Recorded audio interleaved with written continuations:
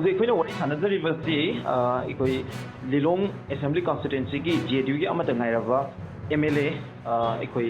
honourable MLA Abdul Nasir नि आई हमबदा इखोइ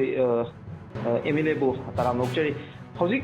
सोशल मीडिया दा वायरल ओरपा अमसुंग तोंगान तोंगान नेशनल अमदी लोकल मीडिया मयाम अमदा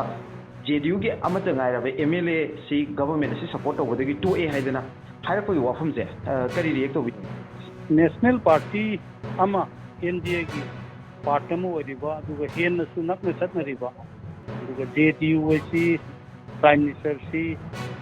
थौकट पगल ओइनना फाइदगी कनबा पार्टनरशिप अमा अदुगा अंधगी टीडीपी पुन्ना चटनरिबा पोट अमादा स्टेटना विड्रॉ तौबा अमसुंग तौदबैसि नेशनल पार्टी अमादा स्टेट खकी अपामबदा चटपे यादे अदुना मसीदी सेंटर द चटमिनरिबा मकई स्टेट सिसो दुम चटमिनरगा लेनी नेशनल पार्टी की नियम से अदो मसीदा पीरुदी राजनीति सु कुइरे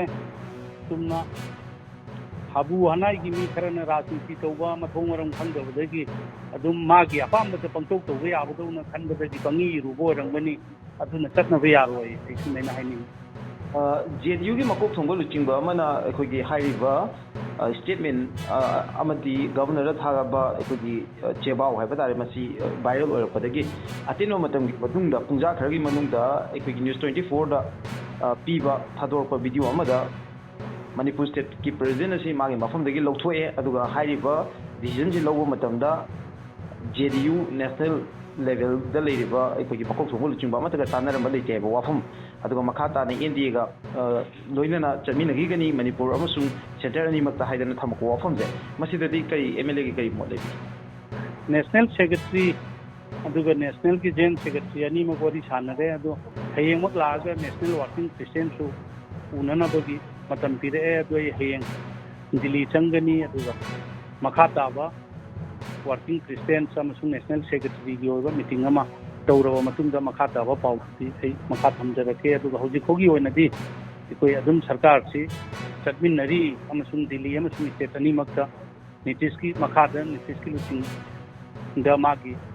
लीडरशिप मखादा इकोई सौगतली हाइबदो अदु मखतियना थंगे निराजा याम नोइजे जेडीयू मणिपुर यूनिट की प्रेसिडेंट केट्रिमयुम बिरेना मणिपुर की गवर्नर इकिबा लेटर अदु लाना लमजिंगबा अमदी युमफम याउदबनी वफमसिंग अदु हाइकिबगिदमक महाकी मथक्ता एक्शन लौखतुना महाकु मफमदगी लौथोखरे मणिपुर असेंबली द सुपनगी जेडीयू की एमएलए अमा एमडी नसीर खान खक्तनी 2022 की असेंबली इलेक्शन दा माई पाखरबा जेडीयू की कैंडिडेट तरुक की मनुंगदा मंगादी मतम खरा लेरगा रूलिंग बीजेपी दा याउखिबनी बिरेना फोंगदोखिबदा मकोइगी एमएलए बु स्टेट असिदा ऑपोजिशन मेंबर ओइना कंसीडर तौगनी मखाताना 10 शेड्यूल ऑफ इंडियन कॉन्स्टिट्यूशन की अंडर ट्रायल दा बीजेपी दा चंगख्रबा एमएलए सिंग असि स्पीकर की ट्रिब्यूनल दा पेंडिंग दा लैरी हाइना फोंगदोखि